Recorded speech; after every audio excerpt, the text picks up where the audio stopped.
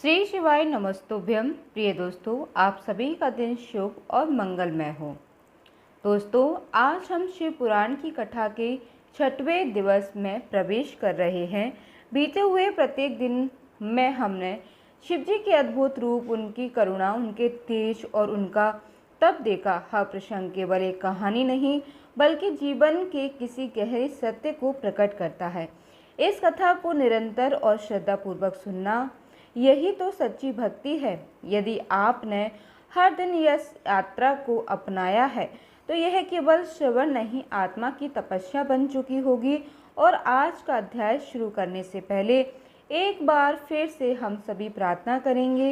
हे महादेव, जैसे आपके त्रिनेत्र से ज्ञान का प्रकाश फूटता है, वैसे ही हमें भी इस कथा के माध्यम से विवेक और समर्पण की दृष्टि मिले। हमारे मन में कोई अहंकार न आए, केवल भक्ति रहे और आपकी कृपा की छाया सदैव बनी रहे। हर हर महादेव।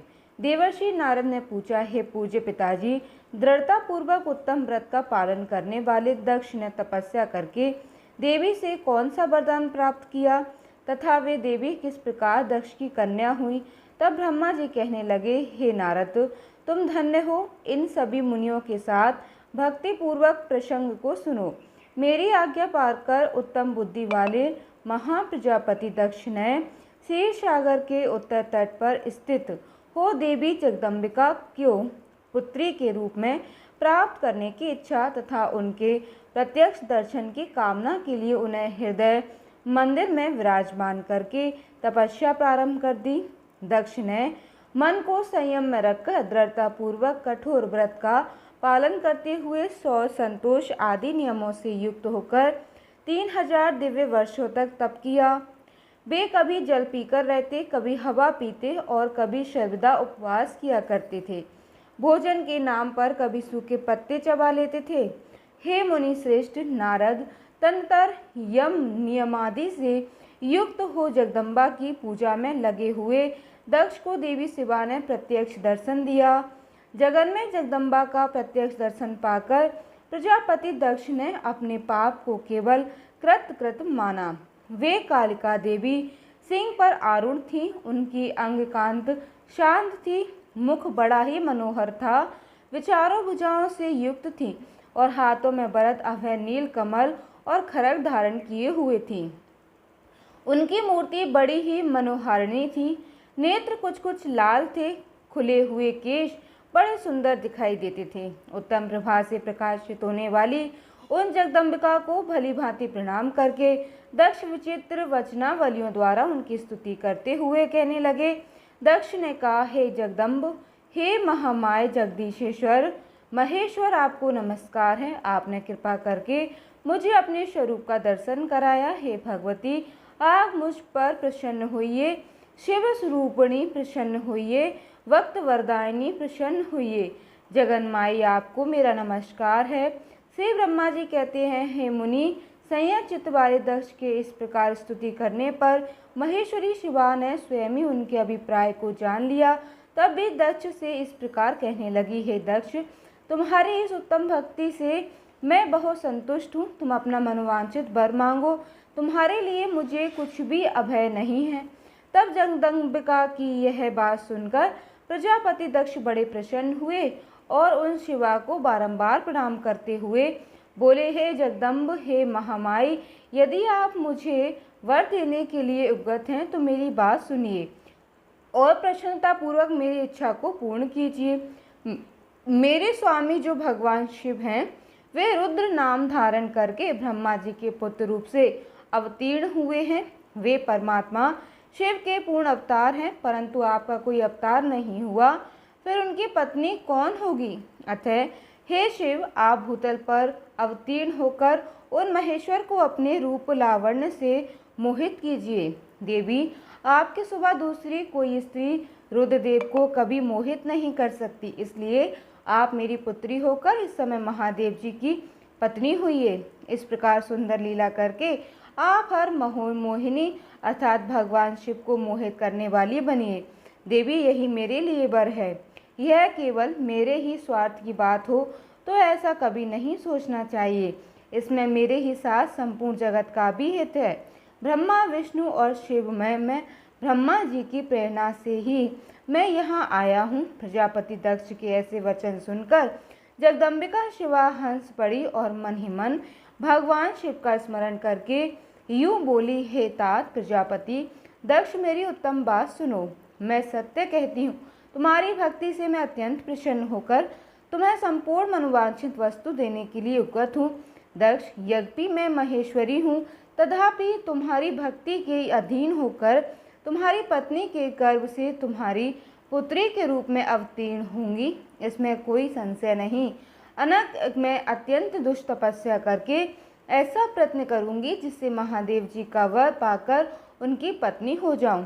इसके सिवा और किसी उपाय से कोई कार्य सिद्ध नहीं हो सकता, क्योंकि हे भगवान सदाशिव सर्वदा निर्विकार हैं, ब्रह्मा विष्णु के भी सेव्य हैं तथा नित्य परिपूर्ण रूप ही हैं।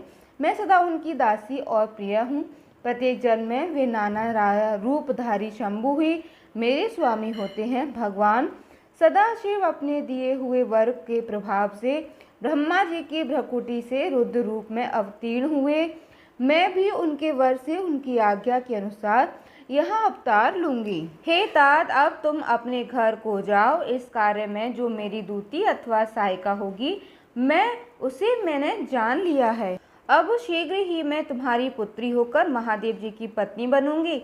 दक्ष से यह उत्तम वचन कहकर मन ही मन शिव जी की आज्ञा प्राप्त करके देवी शिवा ने शिव के चरणारविंदों का चिंतन करते हुए फिर कहा, हे प्रजापति, परंतु मेरा एक प्रण है, मैं उसे तुम्हें सदा मन में रखना चाहिए। मैं उस प्रण को सुना देती हूँ, तुम उसे नित्य समझो, मिथ्या मत मानो।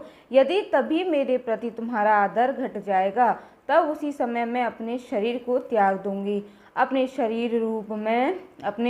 स्वरूप में लीन हो जाऊंगी अथवा शरीर धारण कर लूंगी, और मेरा यह कथन एकदम सत्य है। प्रजापति, प्रत्येक सर्ग या कल्प के लिए तुम्हें यह वर दे दिया गया है। मैं तुम्हारी पुत्री होकर भगवान शिव की पत्नी होंगी। मुख्य प्रजापति दक्ष से ऐसा कहकर महेश्वरी शिवा उनके देखते ही देखते वहीं अंतर्ध्यान हो गई। दुर्गा जी के अंतर्ध्यान होने पर दक्ष भी अपने आश्रम को लौट गए और यह सोचकर प्रसन्न होने लगे कि अब देवी शिवा मेरी पुत्री होने वाली हैं। ब्रह्मा जी कहते हैं, हे नारद, प्रजापति दक्ष अपने आश्रम में जाकर मेरी आज्ञा पाकर हर्ष भरे मन से नाना प्रकार की मानसिक सृष्टि करने लगे। उस प्रजापति को बढ़ती हुई ना देखकर प्रजापति दक्ष ने अपने पिता मुझ ब्रह्मा से कहा, ब्राह्मण, हे तात, हे प्रजनाथ, प्रजा बढ़ नहीं रही है। हे प्रभु, मैंने जितने जीवों की सृष्टि की थी वे सब तो उतने ही रह गए हैं। हे प्रजनानाथ, मैं क्या करूं?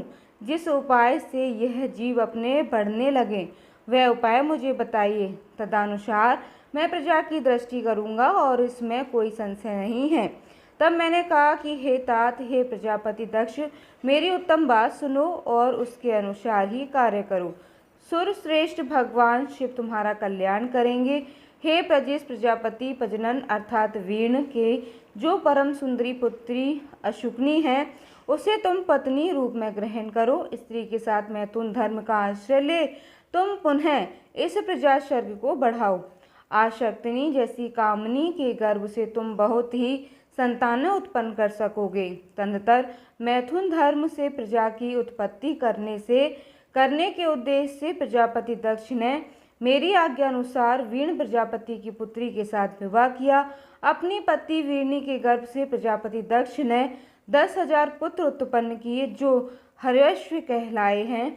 हे मुनि, वे सब के सब पुत्र समान धर्म का आचरण करने वाले हुए। पिता की भक्ति में तत्पर रहकर वे सदा वैदिक मार्ग पर ही चलते थे। एक समय पिता ने उन्हें प्रजा की सृष्टि करने का आदेश दिया। तब वे सभी दक्षायन नामधारी पुत्र सृष्टि के उद्देश्य से तपस्या करने के लिए पश्चिम दिशा की ओर गए। वह नारायण सर नामक परम पावन तीर्थ है, जहाँ दिव्य शंदु नद और समुद्र का संगम हुआ है। उस तीर्थ जल का ही निकट से स्पर्श करते उनका अंतकरण शुद्ध और ज्ञान से संपन्न हो गया। उनकी आंतरिक मल राशि धुल गई और वे परमहंस धर्म में स्थित हो गए। दक्ष के वे सभी पुत्र पिता के आदेश में बंधे हुए थे, अतः मन को स्थिर करके प्रजा की वृद्धि के लिए वह तप करने लगे। वे सभी सत्य स्वरूप पुरुषों में श्रेष्ठ थे। हे नारद, जब तुम्हें पता लगा कि हर्षवर्ग षष्ठी के लिए तपस्या कर रहे हैं, तब भगवान लक्ष्मीपति के हार्दिक अभिप्राय को जानकर तुम स्वयं उनके पास गए और आदर पूर्वक इस प्रकार बोले, नारायण नारायण, दक्ष पुत्र हर्षवर्ग, तुम लोग पृथ्वी का अंत देखे बिना सृष्टि रचना करने के लिए कैसे उद्यत हो गए। ब्रह्मा जी कहते हैं, हे नारद, हर्षव आलस्य दूर रहने वाले थे और जन्म काल से ही बड़े बुद्धिमान थे।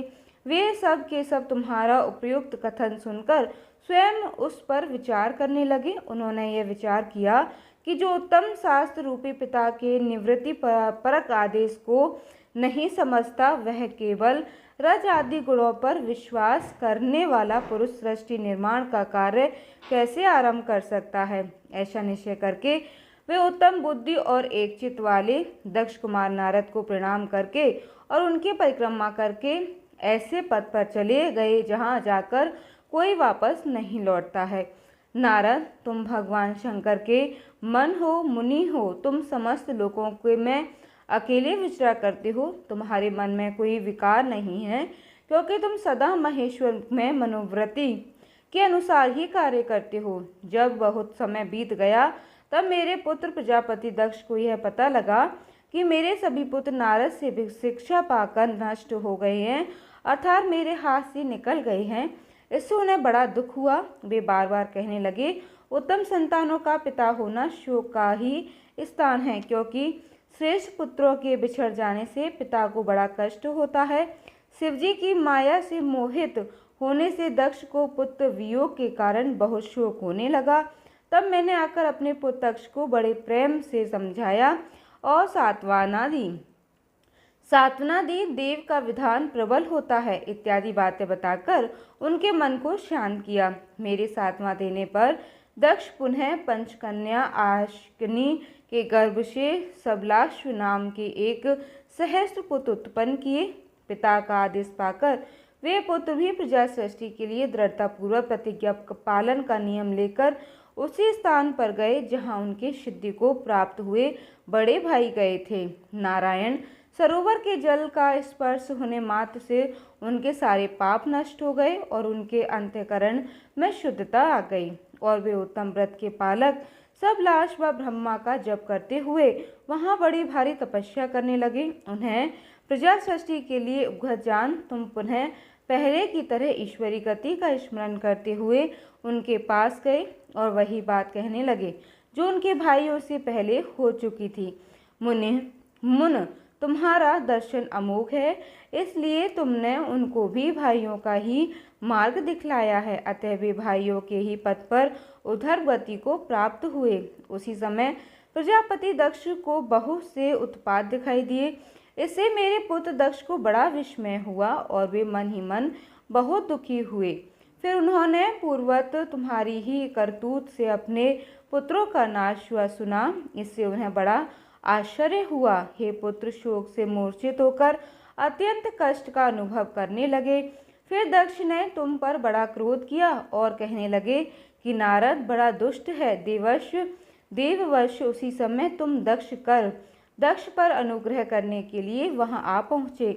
तुम्हें देखते ही शोकावेश से युक्त हुए दक्ष के ओठ रोज से फड़कने लगे। तुम्हें सामने पाकर वे ठिकराने और निंदा करने लगे। दक्ष कहने लगे, ओ नीच, तुमने यह क्या किया?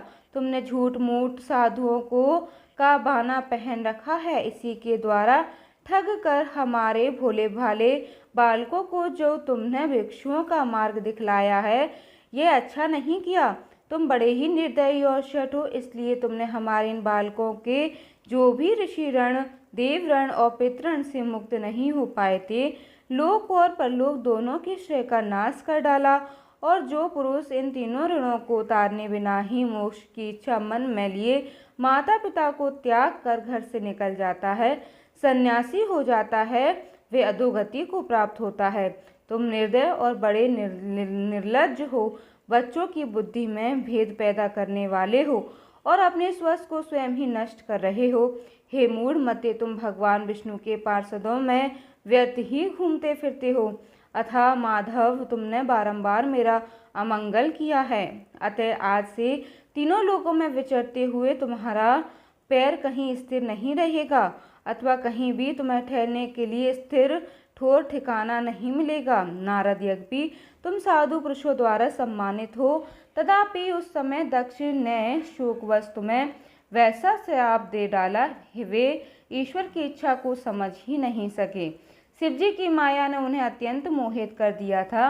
हे मुनि, तुमने उस श्राप को चुपचाप ग्रहण कर लिया और अपने चित्त में विकार तक नहीं आने दिया। यही तो ब्रह्म भाव है। ईश्वर कोटि के महात्मा पुरुष स्वयं श्राप को मिटा देने में समर्थ होने पर भी उसे सह लेते हैं। श्री ब्रह्मा जी कहते हैं, हे देवर्षि, इसी समय दक्ष के इस बर्ताव को जानकर मैं भी वहां आ पहुंचा और पूर्वत उन्हें शांत करने के लिए सांत्वना देने लगा। तुम्हारी प्रसन्नता को बढ़ाते हुए मैंने दक्ष के साथ तुम्हारा सुंदर स्नेहपूर्ण संबंध स्थापित कराया। तुम मेरे पुत्र हो, मुनियों में श्रेष्ठ और संपूर्ण देवताओं में प्रिय हो, अतः बड़े प्रेम से तुम्हें आश्वासन देकर मैं फिर से अपने स्थान पर आ गया। तदनंतर प्रजापति दक्ष ने मेरी अनुज्ञा के अनुसार अपनी पत्नी के गर्भ से 60 सुंदर कन्याओं को जन्म दिया और आलस्य रहित होकर धर्म आदि के साथ उन सभी का विवाह कर दिया। हे मुनीश्वर, मैं उसी प्रसंग को बड़े प्रेम से कह रहा हूँ, तुम सुनो। हे मुनि दक्ष, अपनी 10 कन्याएं विधि पूर्वक धर्म के ब्याहदीन 13 कन्याएं कश्यप मुनि को दे दी और 27 कन्याओं का विवाह उन्हें चंद्रमा के साथ कर दिया। भूत या बहुपुत्र अंगिरा तथा कृशाव को उन्होंने 2-2 कन्याएं दी और शेष 4 कन्याओं का विवाह तार्क्षक अर्थात अरिष्टनेमि के साथ कर दिया। इन सब की संतान परंपराओं से तीनों लोक भरे पड़े हैं, अतः विस्तार भय से उनका वर्णन नहीं किया जाता। कुछ लोग शिव या सती को दक्ष की ज्येष्ठ पुत्री बताते हैं, दूसरे लोग उन्हें मझली पुत्री मानते हैं, तो कुछ लोग अन्य सबसे छोटी पुत्री मानते हैं। कल्प भेद से यह तीनों मत ठीक हैं। पुत्र और पुत्रियों की उत्पत्ति के पश्चात पत्नी सहित प्रजापति दक्ष ने बड़े प्रेम से मन ही मन जगदम्बिका का ध्यान किया, साथ ही गदगद वाणी से प्रेम पूर्वक उनकी स्तुति भी की। बारंबार अंजलि बांधकर नमस्कार करते हुए वे विनीत भाव से देवी को मस्तक झुकाते थे। इससे देवी शिवा संतुष्ट हुई और उन्होंने अपने प्रण की पूर्ति के लिए मन ही मन विचार किया कि अब वे वीरनी के गर्भ में अवतार लूं। ऐसा विचार कर वे जगदम्बा दक्ष के हृदय में निवास करने लगी। हे मुनि श्रेष्ठ, उस समय दक्ष की बड़ी शोभा होने लगी। फिर उत्तम मुहूर्त देखकर दक्ष ने अपनी पत्नी में प्रसन्नता पूर्वक गर्भाधान किया। तब दयालु शिवा दक्ष पत्नी के चित्त में निवास करने लगी।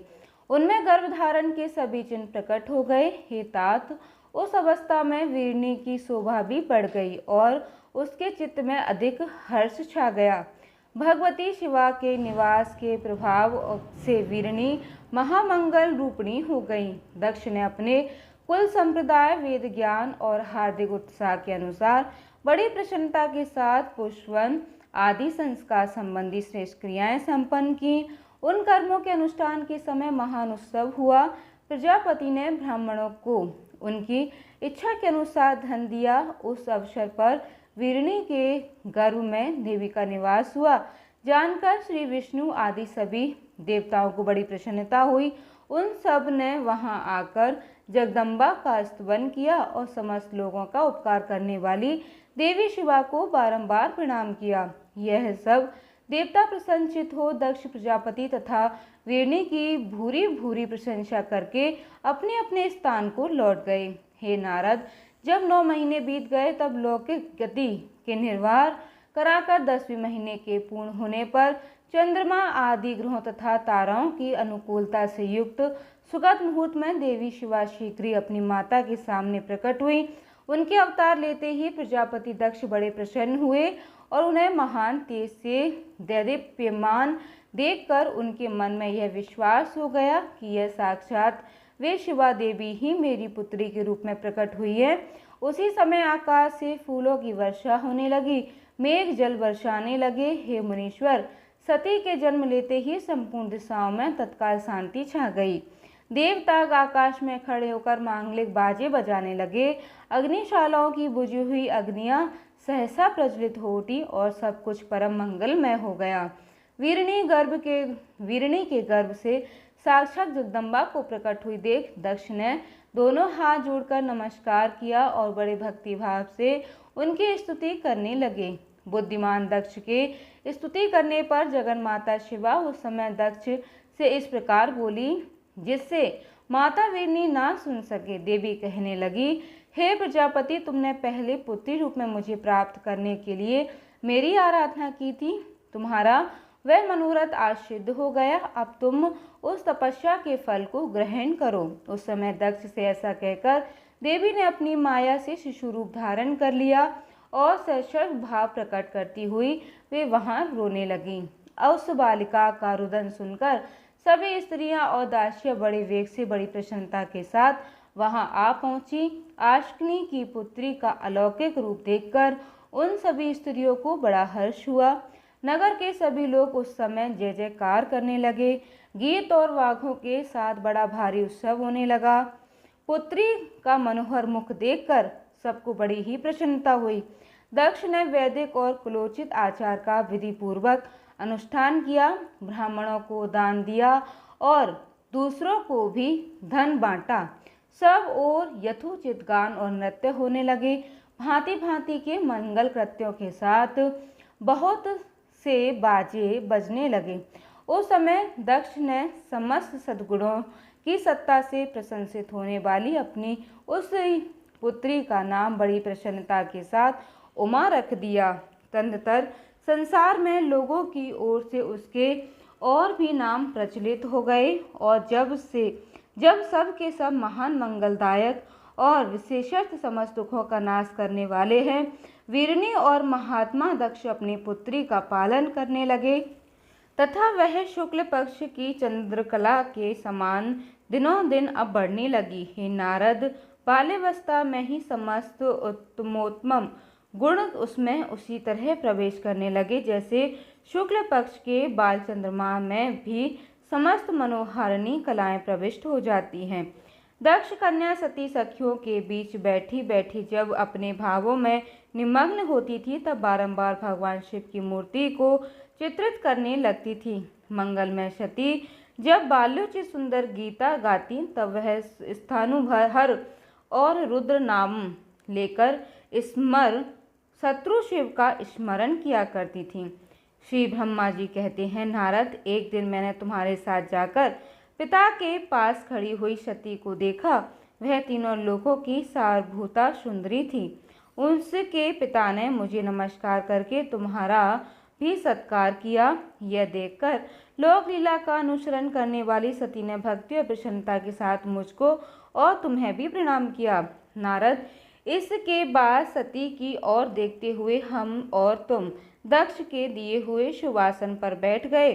उसके बाद मैंने उस विनयशीला बालिका से कहा, सती, जो केवल तुम्हें ही चाहते हैं और तुम्हारे मन ही में एक माँ जिनकी ही कामना है, उन्हीं सर्वज्ञ जगदीश्वर महादेव जी को तुम पति रूप में प्राप्त करो। सुबह जो तुम्हारे सिवा दूसरी किसी स्त्री को पत्नी रूप में ना तो ग्रहण कर सके, ना करते हैं और ना ही भविष्य में ही ग्रहण करेंगे, वे ही भगवान शिव तुम्हारे पति हो। वे तुम्हारी ही योग्य हैं, किसी दूसरे के नहीं। नारद, सती के ऐसा कहकर मैं प्रजापति दक्ष के घर में देर तक ठहरा रहा। फिर उनसे विदा लेकर मैं और तुम दोनों अपने अपने स्थान को चले आए। मेरी बात सुनकर दक्ष को बड़ी प्रसन्नता हुई।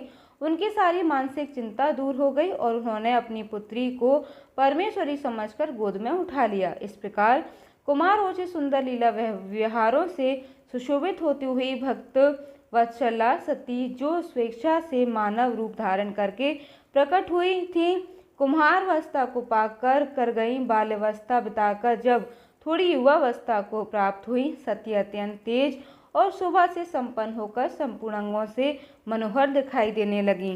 लोकेश दक्ष ने देखा कि सती के शरीर में अब युवावस्था के लक्षण प्रकट होने लगे हैं। तब उनके मन में यह चिंता हुई कि मैं महादेव जी के साथ इनका विवाह कैसे करूं। सती स्वयं भी महादेव जी के पाने की प्रतिदिन अभिलाषा रखती थी, इसलिए पिता के मनोभाव को समझकर वे माता के पास गई।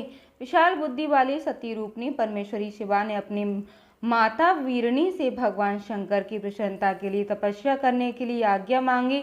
माता की आज्ञा मिल गई, इसलिए दृढ़ता पूर्वक व्रत का पालन करने वाली सती ने महेश्वर को पति रूप में प्राप्त करने के लिए अपने ही घर पर उनकी आराधना आरंभ कर दी।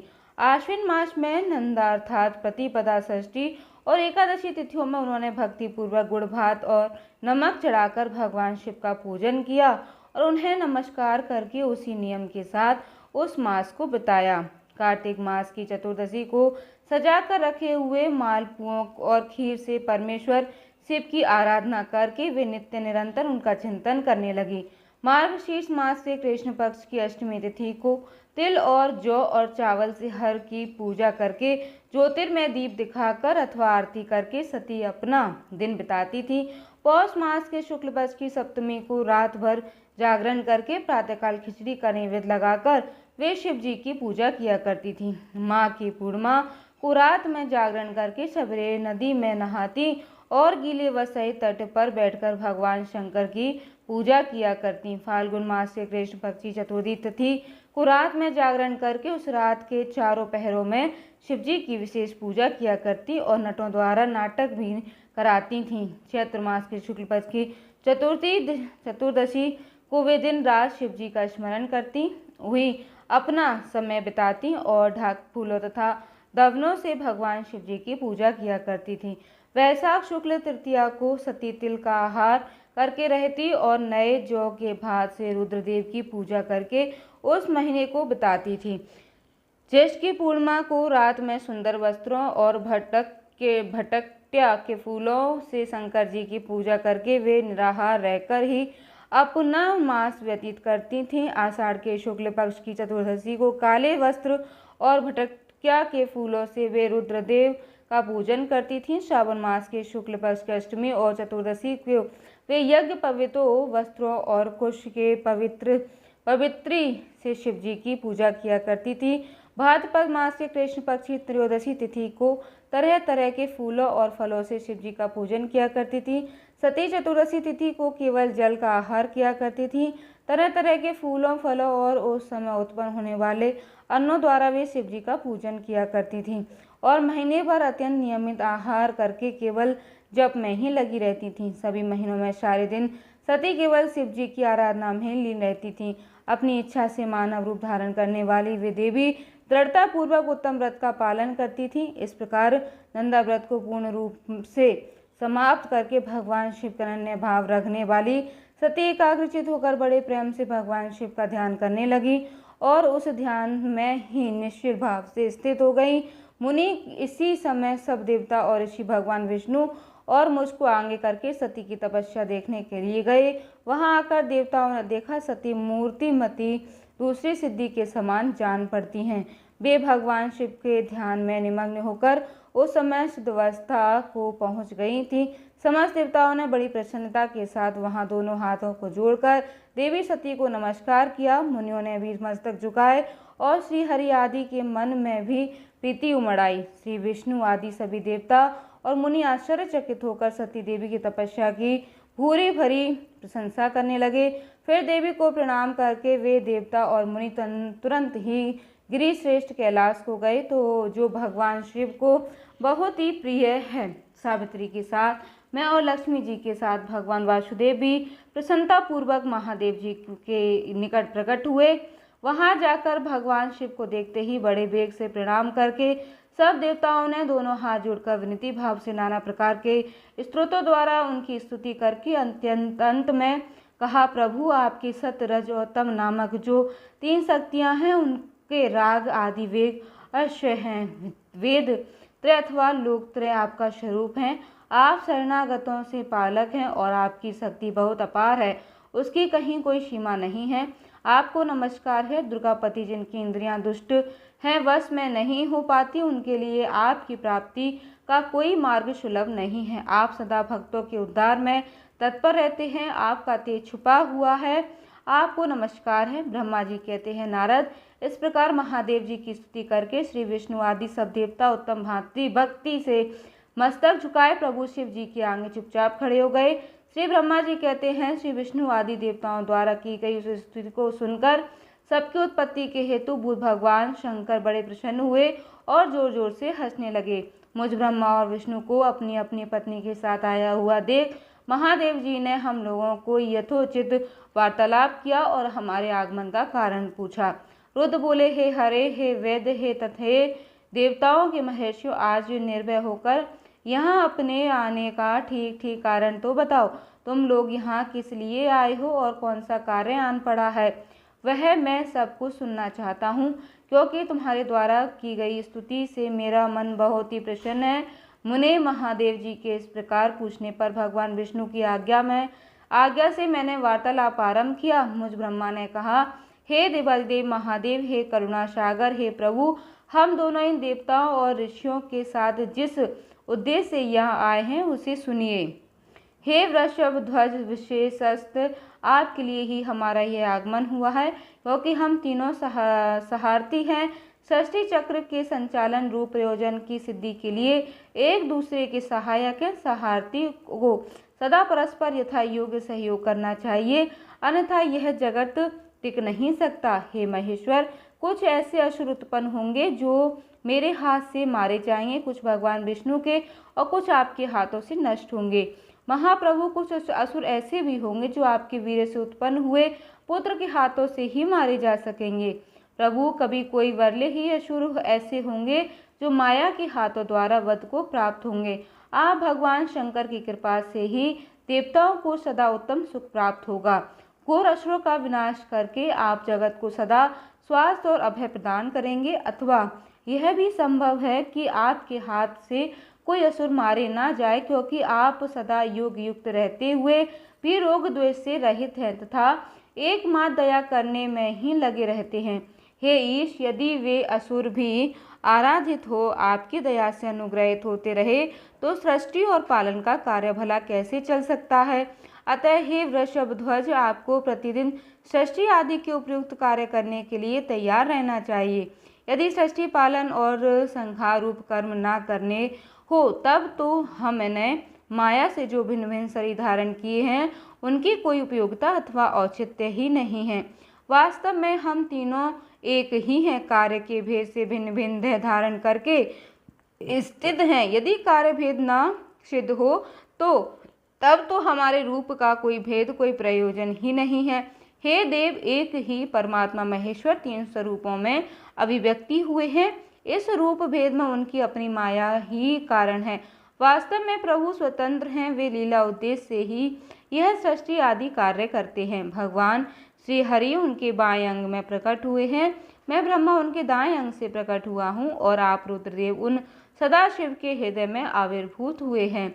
अतः आप ही शिव के पूर्ण रूप हैं। हे प्रभु, इस प्रकार अभिन्न रूप होते हुए भी हम तीन रूपों में प्रकट हैं। हे सनातन देव, हम तीनों उन्हीं भगवान सदाशिव और शिवा के पुत्र हैं। इस यथार्थ तत्व का आप हृदय से अनुभव कीजिए। हे प्रभु, मैं और श्री विष्णु आपके आदेश से प्रसन्नता पूर्वक लोक की सृष्टि और पालन के कार्य कर रहे हैं तथा कार्य कारणवश सब पत्नी भी हो गए हैं। अतः आप भी विश्वहित के लिए तथा देवताओं को सुख पहुँचाने के लिए एक परम सुंदरी रमणी को अपनी पत्नी बनाने के लिए ग्रहण कीजिए। हे महेश्वर, एक बात है, उसे भी सुनिए। मुझे पहले के वृतांत का स्मरण हो आया है। पूर्व काल में आपने ही शिव रूप से जो बातें हमारे सामने कही थी वही इस समय सुन रहा हूँ। हे प्रभु, आपने कहा था कि हे ब्राह्मण, मेरे ऐसा ही उत्तम रूप तुम्हारे अंग विशेष ललाट से प्रकट होगा जिसकी लोक में रुद्र नाम से प्रसिद्धि होगी। तुम ब्रह्मा सृष्टिक का हो गए, श्री हरि जगत का पालन करने वाले हुए और मैं सगुण रुद्र होकर रूप होकर संहार करने वाला हूँगा। एक स्त्री के साथ विवाह करके लोक के उत्तम कार्य की सिद्धि करूँगा। अपनी कही हुई उस बात को याद करके हे प्रभु, अपनी ही पूर्व प्रतिज्ञा को पूर्ण कीजिए। हे स्वामीन, आपका यह आदेश है कि मैं सृष्टि करूं, श्री हरि पालन करें और आप स्वयं संहार के हेतु बनकर प्रकट हो। सो आप साक्षात शिव ही संहारकर्ता के रूप में प्रकट हुई है। आपके बिना तो हम दोनों अपना अपना कार्य करने में समर्थ ही नहीं है। हे प्रभु, ऐसी कामनी को स्वीकार कीजिए जो लोकहित के कार्य में तत्पर रहे। हे शंभु, जैसे लक्ष्मी जी भगवान विष्णु की और सरस्वती मेरी सहधर्मिणी हैं, उसी प्रकार आप इस समय अपनी जीवन सहचरी प्राण बल्लवा को ग्रहण कीजिए। मेरी यह बात सुनकर लोकेश्वर महादेव जी के मुख पर मुस्कुराहट दौड़ गई। वे श्री हरि के सामने मुझसे इस प्रकार बोले। भगवान कहने लगे, हे ब्राह्मण, हे हरे, तुम दोनों मुझे सदा ही अत्यंत प्रिय हो।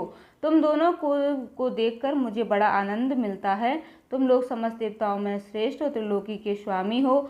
लोकहित के कार्य में मन लगाए रखकर तुम दोनों का वचन मेरी दृष्टि में अत्यंत गौरवपूर्ण है, किंतु हे सुश्रेष्ठ गण, मेरे लिए विवाह करना उचित नहीं होगा, क्योंकि मैं तपस्या में संलग्न रहकर सदा संसार से विरक्त ही रहता हूँ और योगी के रूप में तो मेरी प्रसिद्धि जो निवृत्ति के सुंदर मार्ग पर स्थित है, अपने आत्मा में ही रमण करता है, आनंद मनाता है, निर्जन अर्थात माया से निर्लिप्त है, और जिसका शरीर अवधूत अर्थात दिगंबर, जो ज्ञानी आत्मदर्शी और कामना से शून्य है, जिसके मन में कोई विकार नहीं, जो भोगों से दूर रहता हो और जो सदा अपवित्र और अमंगल वेशधारी है, उसे संसार में कामनी से क्या प्रयोजन है, यह इस समय मुझे बताओ तो सही। मुझे तो सदा केवल योग में लगे रहने पर ही आनंद मिलता है।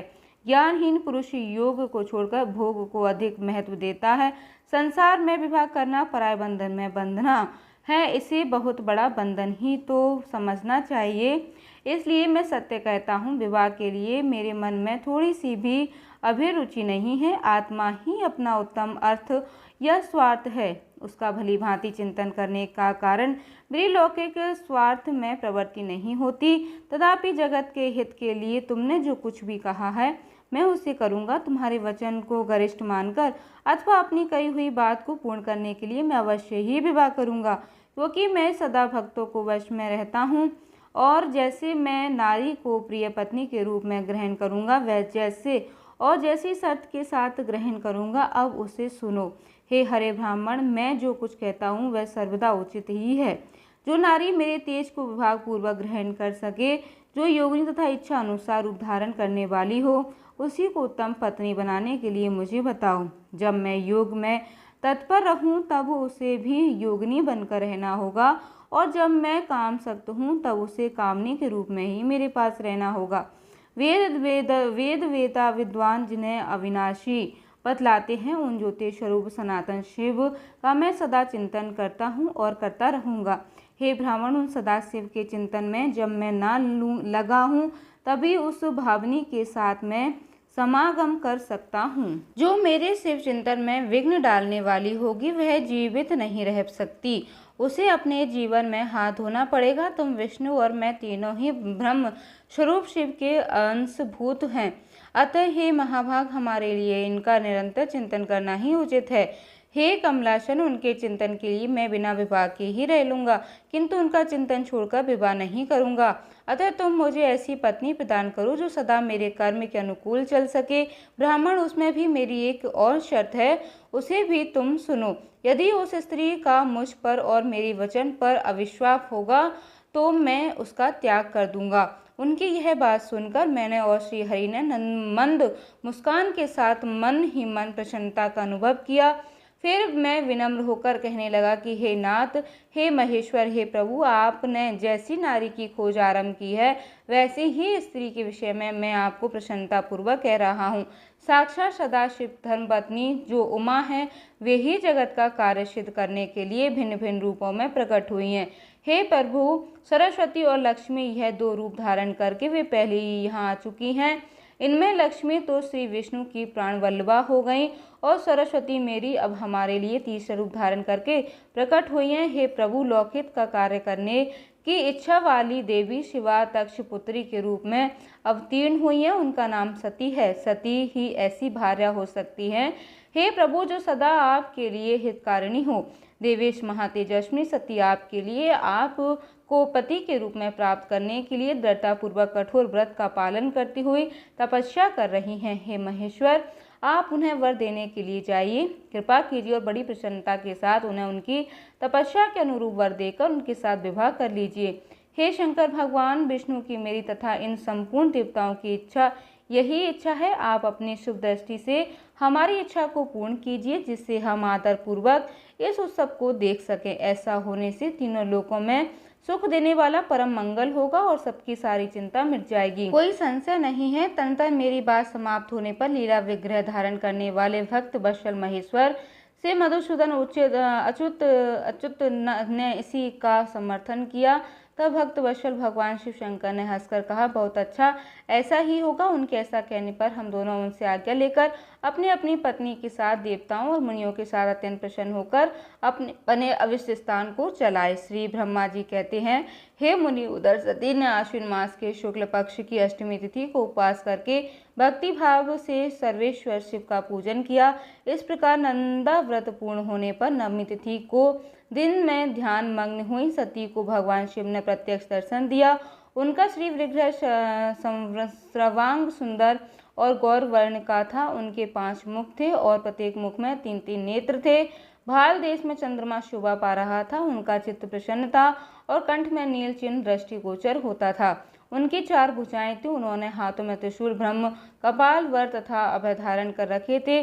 भस्म अंगराग से उनका सारा शरीर उद्भासित हो रहा था। गंगा जी के उनके मस्तक की शोभा बढ़ा रही थी। उनके सभी अंग बड़े मनोहर थे। वे महान लावण्य के धाम जान पड़ते थे।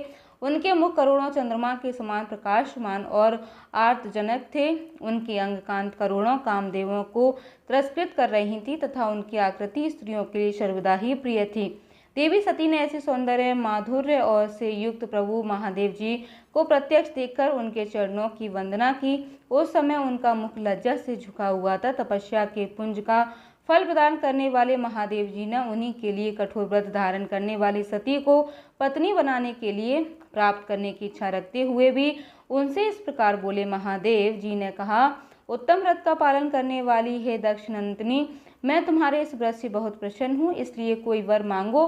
तुम्हारे मन को जो अभिष्ट होगा वही वर मैं तुम्हें दूंगा। श्री ब्रह्मा जी के कहते ही, हे मुनि जगदीश्वर, महादेव जो यज्ञी सती के मनोभाव को जानते हैं तो भी उनकी बात सुनने के लिए कहने लगे, हे देवी, कोई वर मांगो। परंतु सती लज्जा के अधीन हो गई थी, इसलिए उनके हृदय में जो बात थी उसे वे स्पष्ट शब्दों में कह ना सकी। उनका जो अभिष्ट मनोरथ था वह लज्जा से आच्छादित हो गया। प्राण वल्लभ भगवान शिव का प्रिय वचन सुनकर देवी सती अत्यंत प्रेम में मग्न हो गई थी। इस बात को जानकर भक्त वत्सल भगवान शंकर बड़े प्रसन्न हुए और शीघ्रतापूर्वक बार बार कहने लगे, देवी वर मांगो, वर मांगो। सत्पुरुषों के आश्चर्यभूत अंतर्यामी शंभु देवी सती की भक्ति से वशीभूत हो गए। तब सती ने अपनी लज्जा को रोककर महादेव जी से कहा, हे वर देने वाले प्रभु, मुझे मेरी इच्छा अनुसार ऐसा वर दीजिए जो टल ना सके। भक्त वत्सल भगवान शंकर ने देखा कि सती अपनी बात पूरी नहीं कह पा रही हैं। तब वे स्वयं ही उनसे बोले, हे देवी, तुम मेरी भार्या हो जाओ। अपने अभिष्ट फल को प्रकट करने वाले उनके इस वचन को सुनकर आनंद मग्न हुई देवी सती चुपचाप खड़ी रह गईं, क्योंकि वे तो मनोवांछित वर पा चुकी थीं। फिर दक्ष कन्या प्रसन्न होकर दोनों हाथ जोड़कर मस्तक झुकाकर भक्त वत्सल शिव के बारंबार इस प्रकार कहने लगी, हे देवादिदेव महादेव, हे प्रभु जगतपते, आप मेरे पिता को कहकर वैवाहिक विधि से मेरा पाणी ग्रहण कीजिए। ब्रह्मा जी कहते हैं, हे नारद, सती की यह बात सुनकर भक्त वत्सल महेश्वर ने प्रेम से उनकी ओर देखकर कहा, प्रिय, ऐसा ही होगा। तब दक्ष कन्या सती की भगवान शिव को प्रणाम करके भक्ति पूर्वक विदा मांग जाने की आज्ञा प्राप्त करके मोह और आनंद से युक्त होकर अपनी माता जी के पास लौट गईं। इधर भगवान शिव भी हिमालय पर अपने आश्रम में प्रवेश करके दक्ष कन्या सती के वियोग से कुछ कष्ट का अनुभव करते हुए उन्हीं का चिंतन करने लगे। हे देवर्षि, फिर मन को एकाग्र करके लौकिक गति का आश्रय लेकर भगवान शंकर ने मन ही मन मेरा स्मरण किया। त्रिशूलधारी महेश्वर के स्मरण करने पर उनकी सिद्धि से प्रति होकर मैं तुरंत ही उनके सामने जा खड़ा हुआ। हे तात, हिमालय के शिखर पर जहाँ सती के वियोग का अनुभव करने वाले महादेव जी विद्यमान थे, वही मैं सरस्वती के साथ उपस्थित हो गया। हे देवर्षि, सरस्वती सहित मुझे आया देखकर देवी सती के प्रेम पास में बंधे हुए शिवजी की उत्सुकता पूर्वक इस प्रकार बोले, हे ब्राह्मण, मैं जब से विवाह के कार्य में स्वार्थ बुद्धि कर बैठा हूँ, तब से अब मुझे स्वार्थ में भी स्वतः प्रतीत होने लगा है। दक्ष कन्या सती ने बड़ी भक्ति से मेरी आराधना की है। उसके नंदा व्रत के प्रभाव से मैंने उसे अभिष्ट वर देने की घोषणा की है। हे ब्रह्मा ब्राह्मण, तब उसने मुझे यह वर मांगा कि आप मेरे पति हो जाइए। यह सुनकर सर्वदा संतुष्ट होकर मैंने भी यह कह दिया कि तुम मेरी पत्नी हो जाओ। तब दाक्षायणी सती मुझसे इस प्रकार बोली कि हे जगतपति, आप मेरे पिता को सूचित करके वैवाहिक ब्राह्मण उसकी भक्ति से संतोष होने के कारण मैंने उसका वह अनुरोध भी स्वीकार कर लिया है। विधाता, तब सती अपनी माता के घर चली गई और मैं यहाँ चला आया। इसलिए अब तुम मेरी आज्ञा से दक्ष के घर जाओ और ऐसा यत्न करो जिससे प्रजापति दक्ष शीघ्र ही मुझे अपनी कन्या का दान कर दे। उनके इस प्रकार आज्ञा देने पर कृतकृत और प्रसन्न हो गया। तब तथा उन भक्त वत्सल विश्वनाथ से इस प्रकार बोला, हे भगवान, हे शंभु, आपने जो कुछ कहा है उस पर भली भांति विचार करके हम लोगों ने पहले ही उसे सुनिश्चित कर दिया है। हे वृषभध्वज, इसमें मुख्य देवताओं का और मेरा भी स्वार्थ है। दक्ष स्वयं आपको अपनी पुत्री प्रदान करेंगे, किंतु आपकी आज्ञा से मैं भी उनके सामने आपका यह संदेश कह दूंगा। सर्वेश्वर महाप्रभु महादेव जी से ऐसा कहकर मैं अत्यंत वेगशाली रथ के द्वारा दक्ष के घर जा पहुंचा। नारद जी ने पूछा, हे वक्ताओं में श्रेष्ठ महाभाग विधाता, बताइए, जब सती घर पर लौट कर आईं तब दक्ष ने उनके लिए क्या किया? ब्रह्मा जी कहने लगे, तपस्या करके मनवांछित वर आकर देवी सती जब घर को लौट गईं, तब वहां उन्होंने माता पिता को प्रणाम किया। सती ने अपनी सखी के द्वारा माता पिता को तपस्या संबंधी सब समाचार कहलवाया। सखी ने यह भी सूचित किया कि सती को महेश्वर से वर की प्राप्ति हुई है। वे सती की भक्ति से बहुत संतुष्ट हुई हैं। फिर सती के मुंह से सारा वृतांत सुनकर माता पिता को बड़ा आनंद प्राप्त हुआ और उन्होंने महान उत्सव किया। उदार चेता दक्ष और महान मन्नी वीरणी ने ब्राह्मणों को उनकी इच्छा के अनुसार द्रव्य दिया तथा अनन्याय अंधों और दोनों को भी धन बांटा। प्रसन्नता बढ़ाने वाली अपनी पुत्री को हृदय से लगाकर माता वीरणी ने उनका मस्तक सूंघा और चूमा और आनंद मग्न होकर उसकी बारंबार प्रशंसा की। तदनंतर कुछ समय व्यतीत होने पर धर्मज्ञों में श्रेष्ठ दक्ष इस चिंता में पड़ गए कि मैं अपनी इस पुत्री का विवाह भगवान शंकर के साथ किस प्रकार करूं। महादेव जी प्रसन्न होकर आए थे, पर वे तो चले गए। अब मेरी पुत्री के लिए वे फिर यहाँ कैसे आएंगे? यदि किसी को शीघ्र ही भगवान शिव के निकट भेजा जाए तो यह भी उचित नहीं जान पड़ता, क्योंकि यदि वे इस तरह अनुरोध करने पर भी मेरी पुत्री को ग्रहण ना करे तो मेरी तो याचना ही निष्फल हो जाएगी। इस प्रकार की चिंता में पड़े हुए प्रजापति दक्ष के सामने सरस्वती के साथ सहसा उस पर उपस्थित हुआ। मुझे पिता को आया देख दक्ष प्रणाम करके विनीत भाव से खड़े हुए। उन्होंने मुझ स्वयंभू को यथा योग्य आसन दिया। तदनंतर दक्ष ने जब मेरे आन के कारण पूछा, तब मैंने सब बातें बताकर उनसे कहा, हे प्रजापति, भगवान शंकर ने तुम्हारी पुत्री को प्राप्त करने के लिए निश्चय ही मुझे तुम्हारे पास भेजा है। इस विषय में जो श्रेष्ठ कृत्य है उसका निश्चय करो। जैसे सती ने नाना प्रकार के भावों से तथा सात्विक व्रत के द्वारा भगवान शिव की आराधना की है, उसी तरह वे भी सती की आराधना करते हैं। इसलिए हे दक्ष, भगवान शिव के लिए ही संकल्पित हो प्रकट हुई अपनी इस पुत्री को तुम बिना देर किए उनकी सेवा में सौंप दो, इससे तुम कृतकृत हो जाओगे। मैं नारद के साथ जाकर उन्हें तुम्हारे घर ले आऊँगा। फिर तुम उन्हीं के लिए उत्पन्न हुई अपनी वह पत्नी उनके हाथों में दे दो। श्री ब्रह्मा जी कहते हैं, हे नारद, मेरी यह बात सुनकर मेरे पुत्र दक्ष को बड़ा हर्ष हुआ।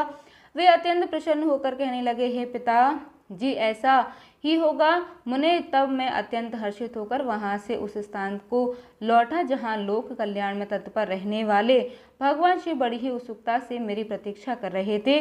नारद मेरे लौट आने पर स्त्री और पुत्री सहित प्रजापति दक्ष भी पूर्ण काम हो गए, मानो अमृत पीकर अघा गए हों। जय भोलेनाथ। प्रिय दोस्तों, आज की कथा में बस इतना ही। इसके आगे की कथा आप सभी कल के अध्याय में जरूर सुनिएगा। हर हर महादेव। जय भोलेनाथ।